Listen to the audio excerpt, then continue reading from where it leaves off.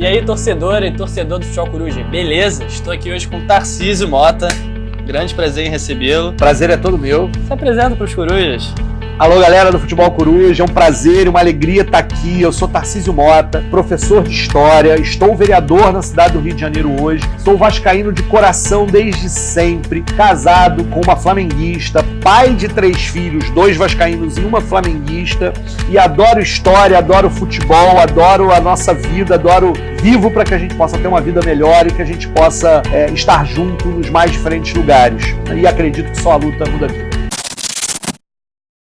Tarcísio, agora vamos suavizar o debate, falar sobre o seu Vasquinha? Ih, rapaz, não tá difícil de ser suavizado. Não, tudo bem. Eu espero que quando a entrevista for ao ar, a situação do meu Vasco esteja melhor do que agora. Mas vamos ver. Será? Será que já vai ter técnico? Pois é, rapaz, tá. Ele deu uma esperança, ganhou a Taça Guanabara daquele jeito e tal. Fiquei feliz, falei, não, parece que o Valentim arrumou um time maneiro, né? Os laterais estão funcionando, a zaga melhorou, resolvemos o problema da saída do Martin Silva, até gol a gente estava fazendo. Mas aí o final da Taça Rio, o final da Taça do Campeonato Carioca. E aí veio o maior vice do Brasil, que é o Flamengo, estatisticamente. Sim. Mas contra o Vasco, né? Pois é, a gente anda numa situação de que... 10 vitórias em finais pro Flamengo e uma pro Vasco. E que o poder do dinheiro tá falando mais alto, mais né? alto, Exatamente, o poder do dinheiro. Nessa sociedade injusta que a gente vive, então nem sempre os que melhor, né? Os melhores ganham nesse ponto de vista. Mas o barato do futebol é esse, né? Que nem sempre exatamente. O dinheiro fala mais alto. Não, mas nesse caso, pô, tá difícil, né? Difícil, Foi uma brincadeiras à parte. É isso, o Vasco tem passado por anos de uma administração complicada, que fez times muito complicados, e aí o processo do rebaixamento, uma certa dificuldade, crises sucessivas, que no final das contas, acho até inclusive de uma indefinição de rumos para o Vasco. E isso fez a torcida sofrer bastante, né? Ou seja, quem viveu como eu, aquela era de ouro ali dos títulos de 97, 98, 2000, né? Fica assim, caramba, onde é que tá aquele Vasco? E aí, obviamente, a gente teve um respiro 2011, 2012, meu Deus do céu, como é que o Diego Souza perdeu aquele gol? Nossa, desgraça, aquele gol, cara, com Cássio, né? Foi o momento onde o Corinthians esteve mais distante de ser campeão mundial, foi aquele lance que o Diego Souza perdeu o gol. Que podia mudar a história recente do Vasco. Do Vasco e do Corinthians também, né? Mas tem a ver com essa história do futebol. Sim. Mas tirando esse momento 2011, 2012, que já está lá atrás agora, o Vasco de fato tem vivido problemas e a gente tem sofrido bastante. Mas futebol é isso, né? Você sofre, segue amando na derrota e na vitória e segue adiante. E por que você se tornou vascaíno? Bom, tem muito a ver com meu pai. Né? Tem muito a ver com meu pai, é aquela coisa de criança, e aí ver Dinamite jogar, Sorato jogar, ver o título de 89, né? O título de 89 eu tinha 14 anos, é um momento fundamental. Eu já era vascaíno naquele momento, mas ver os campeonatos cariocas lá, né, na década de 80, a disputa Zico e Roberto Dinamite, isso tudo foi me fazendo vascaíno sem sombra de dúvida. Ver Romário começar a jogar, torcer muito para ele ir, até na Copa de 90 a gente queria que o Romário, né, já tivesse na Copa de 90, depois ver a Copa de 94, quer dizer, isso tudo tem aí 86, 90, 94, todo esse processo tem a ver bastante com a questão de ser vascaíno, né? E de aos pouquinhos entender o que é a história do Vasco. Isso que eu ia falar, você conheceu a história progressista, de luta, de inserção dos negros, das chamadas populares do Vasco, antes de tornar vascaíno, não foi? Não, porque eu fui vascaíno, né? Desde criança, desde antes de saber, né? Não é antes, é só depois mesmo que eu conheço.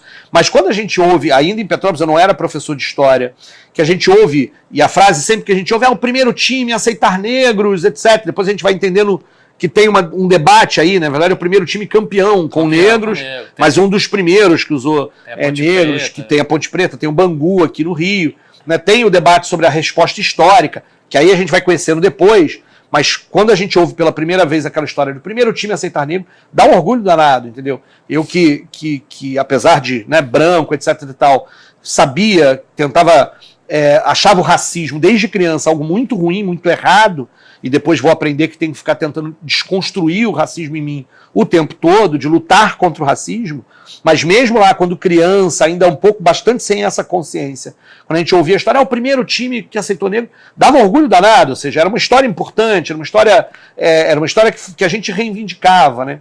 E depois, com o tempo, a gente vai entendendo melhor o que foram os camisas negras, o que foi a resposta histórica, o papel do Barbosa, e todo esse processo na história do Vasco, sem sombra de dúvida, o Expresso da Vitória. Então tem um elemento, e meu pai, volta e meia, a gente acabava, né, comentando isso, e eu lia muito o Jornal dos Esportes, né? Meu pai comprava, às vezes chegava em casa o Jornal dos Esportes, né, era o Rosinha. O Rosinha, só a galera um pouquinho mais velha que sabe o que é isso.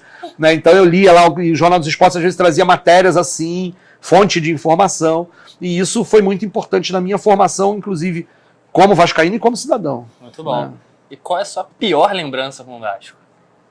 Cara, o gol do Pet. O gol do...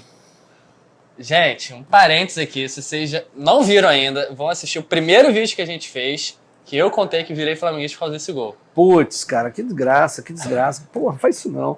Porque, na verdade, o problema foi aquele gol é bizarro. Ele é a antítese do gol do Juninho. Exatamente. Porque é assim, você já tá essa altura do campeonato desesperado, porque ali, na verdade, você tá quase comemorando o título.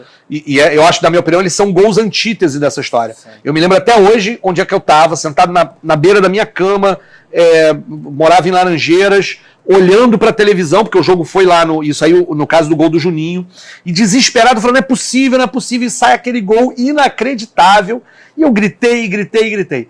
No caso do gol do Pet, cara, era isso, eu tava na casa do meu sogro, que é flamenguista, minha esposa é flamenguista, o irmão dela é flamenguista, eu tava no meio de vários flamenguistas, não tinha nenhum vascaíno, mas eu tava zoando o tempo inteiro e achando que ia. Aquele gol aos 43 minutos virou um caos na minha vida, porque eu fui sacaneado pra cacete. Então é um elemento de uma coisa que eu reconheço, né? Até hoje eu lembro do Elton voando. É o Elton.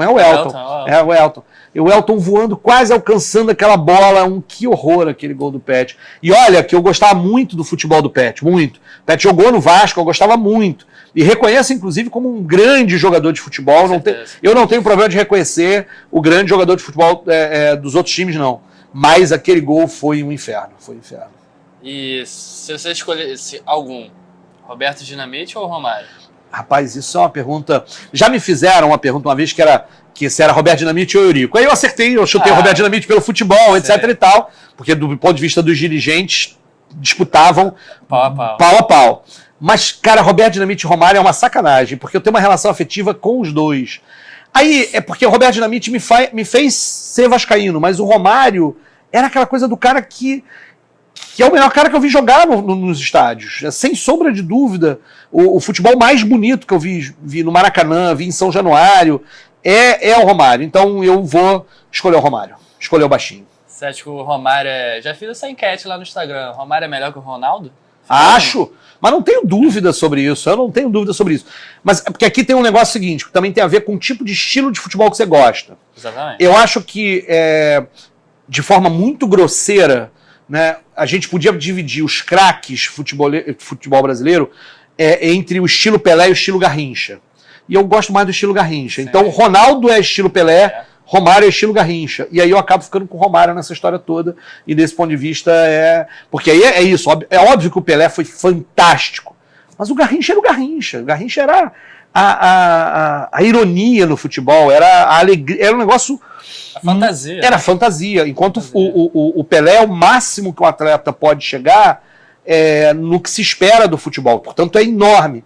Mas o Garrincha era o Garrincha, aí não tinha jeito. E aí eu acho que desse ponto de vista, entre o Ronaldo, que foi um excelente jogador, fantástico, e o Romário, eu fico com o Romário e não tenho dúvida sobre isso. Sucesso.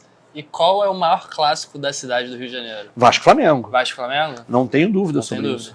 Não tem. Tem pessoal fica falando aí, porque tem no hino deles lá o Fla-Flu é um Ai Jesus, não sei, eu quero saber. Hoje é o clássico de fato das maiores torcidas, da maior rivalidade, é Vasco-Flamengo.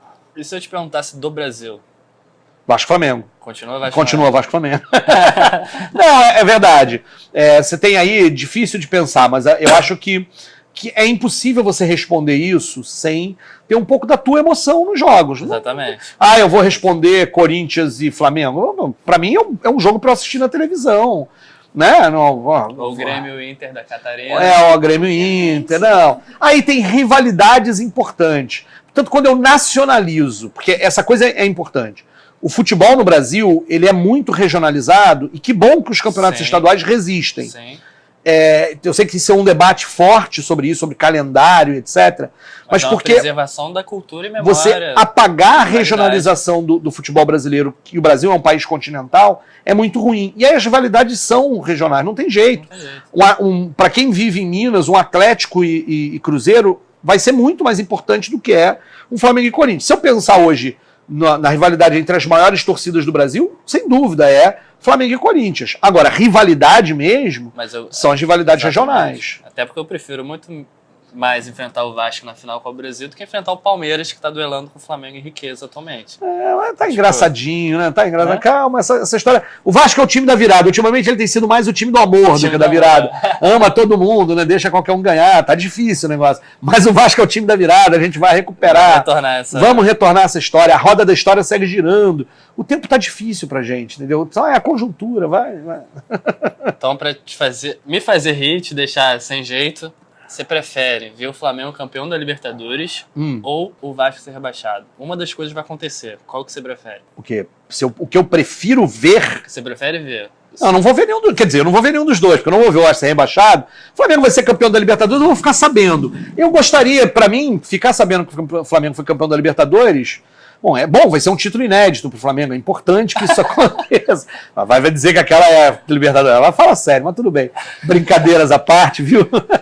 Não, olha só, eu não sou daqueles que torce mais pela desgraça do outro. Então, pra mim, eu obviamente preferia que o Flamengo fosse campeão da Libertadores do que o Vasco rebaixado. Acho que o rebaixamento do meu time é algo que não devia acontecer nunca mais, e é isso. O tempo chega para cada um. O tempo chega para cada um. Vai ter um momento em que o Flamengo vai sair desse viés. Vai ter um buraco financeiro lá nessa riqueza toda que vem de vocês aí, etc. Tal. Mas porque você sabe, para mim, eu todo ano torço para o Flamengo se classificar para a Libertadores. Porque é sempre uma alegria no primeiro semestre do ano seguinte. É sempre uma alegria no primeiro semestre do ano seguinte. Ainda a alegria não chegou esse ano, mas vai chegar. Estou só esperando o momento. Alegria de vascaíno é ver Flamengo classificado da Libertadores, rapaz. É essa a questão. Pô, mas tá mal, pra ter essa alegria, ser Flamengo mal. Não é a única, mas é uma das alegrias. E outra pergunta. Você prefere ver o Vasco campeão da Libertadores e do Mundial de Clubes ou o Brasil ser campeão da Copa do Mundo? O Vasco. O Vasco. O Vasco. Nesse ponto de vista, ser campeão do mundo com a seleção é maneiro. Ser campeão da Libertadores com o Vasco, pô. Campeão do mundo, a gente chegou quase lá, né? Com o Real Madrid, fizemos aquele jogo difícil, duro, enfrentamos pau a pau, enfrentou etc e tal. Da Flá Madrid.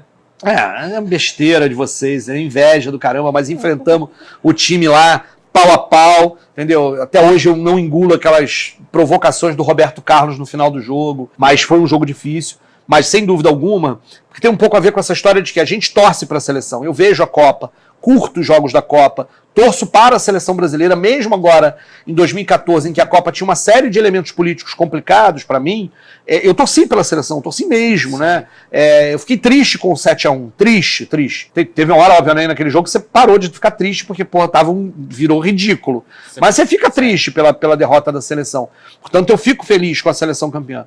Mas o clube campeão da Libertadores, do Mundial Interclubes é diferente. Que entra naquela questão de identidades, né? Que a gente tem o nosso patriotismo basicamente quando tem Copa do Mundo, né? Sim, exatamente. E vascaíno é diariamente. Então...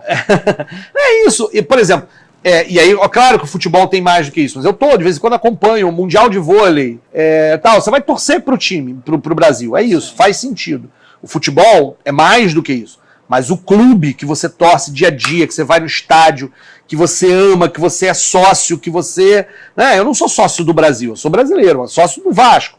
Né? Esse é o elemento que eu acho que me faz responder nesse caso, de que eu prefiro ver o Vasco campeão da Libertadores. 98 eu me lembro muito bem, muito feliz. Você se lembra? Não, não estava nascido. Então isso não, é 98 eu estava. Não, mas lá em 82, 89. Né? Não, quando o Flamengo... Quando o Flamengo foi campeão desse torneio, que depois, né, esse torneio, você lembra como é que foi? Não, então tá bom. Só pra gente constar, tá bom? Né, nessa história toda. A gente ganhou dos melhores da Inglaterra. Foi quem inventou o futebol. Tá bom. Tarcísio, eu tava no Maracanã, no Vasco e Manchester United, naquele campeonato mundial que foi no Maracanã em 2000. Vendo aquele golaço do Edmundo, se você não viu, procura aí no YouTube, golaço do Edmundo contra o Manchester. Pô, bom pra caramba, contra o Manchester. E se o Vasco fosse campeão de 2000, você se consideraria campeão mundial? Essa é uma discussão, essa é uma boa discussão. Eu não sou daqueles que ficam assim tentando encontrar subterfúgios para dar mais títulos para o meu time ou menos, não. Eu acho, por exemplo, que os torneios que o Vasco disputou na década de 50, inclusive que tinha um peso importante na Europa, são títulos internacionais muito importantes. Eu fico brincando com o Flamengo nessa história toda lá do que foi aquela Libertadores de 81, do que é a Copa, né, que é o Mundial de 81, mas é óbvio que é um campeonato mundial. É zoação dessa história toda. Eu sim me consideraria campeão mundial, mas ele não tem o mesmo peso do que é esse torneio em que o campeão da Libertadores e o campeão das outras confederações, o campeão da Europa se enfrentam no que é esse tradicional. Eu acho que os campeonatos têm pesos diferentes.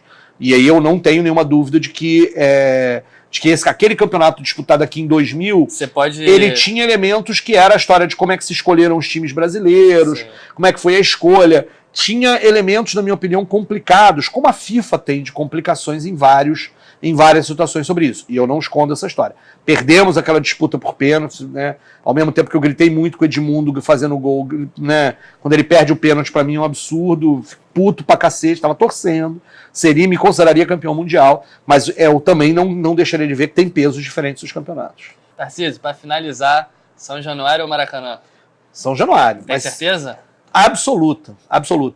O Maracanã é um lugar afetivo, importante para a cidade, que a gente deve manter como patrimônio público, que a gente tem muitas alegrias lá. Eu já tive muitas alegrias no Maracanã, você pode não acreditar, mas já tive muitas alegrias no Maracanã.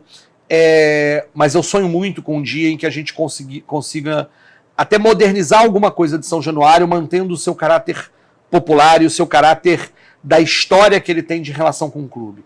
A história da construção de São Januário é muito bonita, faz parte dessa história do Vasco muito bonita. E aí eu acho que é importante. É importante o clube ter seu estádio, ter a sua relação, e aí é uma questão de sentimento. Né? Ou seja, eu me sinto muito feliz quando eu estou em São Januário, eu adoro ir a São Januário, eu lamento quando eu não consigo ir mais a São Januário, eu vou de arquibancada, então assim, eu fui de cadeira lá 2 ou 3 vezes na vida só, eu normalmente gosto de ir de arquibancada, mesmo com a história de hoje você ter situações às vezes de desconforto aqui e acolá, mas ainda assim é o lugar em que eu vi todos os jogos da Libertadores de 2012, em que eu vi centenas de jogos de Campeonato Carioca, de Campeonato Brasileiro, e é onde eu sou muito feliz ali, no Caldeirão, onde estou cantando com a torcida, lembrando dos cantos da torcida, da história da torcida, sem sombra de dúvida, São Januário para mim é isso. Agora, é a questão de isso. De novo, a gente, quando está falando de futebol, para quem gosta de futebol, não dá para falar de uma... Eu podia aqui posar de isento, de querer falar com todo mundo, e eu costumo brincar de ser alguém que é também do mundo da política, as pessoas dizem, você vai perder voto. Cara, eu acho que o flamenguista que gosta de futebol vai entender que é melhor eu ser sincero sobre futebol e ele se identificar. Não, o cara tá no outro time, mas é sincero no que ele diz, do que se eu fosse hipócrita vestindo a camisa de todos os times, etc. Isso faz sentido. Em vários momentos em São Januário, às vezes eu brinco, alguém grita o nome de um opositor qualquer, eu digo, porra, cara, eu tô aqui do teu lado, na arquibancada, torcendo pro time, aqui estamos sofrendo juntos, você tem que me sacanear na mão da política, vamos torcer aqui, vamos xingar o juiz, vamos gritar o nome do atacante, depois lá fora a gente resolve o resto, né? A gente continua divergente, mas aqui estamos juntos. Esse elemento é um elemento impagável, que não existe em outra coisa na nossa cultura, construiu historicamente essa relação da gente com o futebol. Comecei o vídeo perguntando sobre o que é futebol para você. A gente pode terminar o vídeo você dizendo para os corujas o que é o futebol para o Brasil. Rapaz, o futebol para o Brasil é um espaço de catarse, uma potência onde a gente encontra algo que a gente pode vir a ser, onde a gente se imagina melhores do mundo e nós podemos ser em várias outras coisas, e ao mesmo tempo o lugar da zoação, da brincadeira sadia, do implicar e sacanear o outro, de zoar o outro e de aceitar a zoação. Portanto, é também, ou devia ser, o local da tolerância entre as diferenças e das vitórias e derrotas cotidianas das nossas vidas. Tarcísio, muito obrigado pela presença. Eu que agradeço a vocês aí do Futebol Coruja. Esse convite ótimo, adorei, muito bom ficar aqui conversando sobre futebol com vocês, muito legal. O prazer foi todo nosso. Beijo, até a próxima. Saudações vascaínas, Cruz Maltinas para todas aí. Saudações rubro-negras. Saudações corujianas. Saudações corujianas.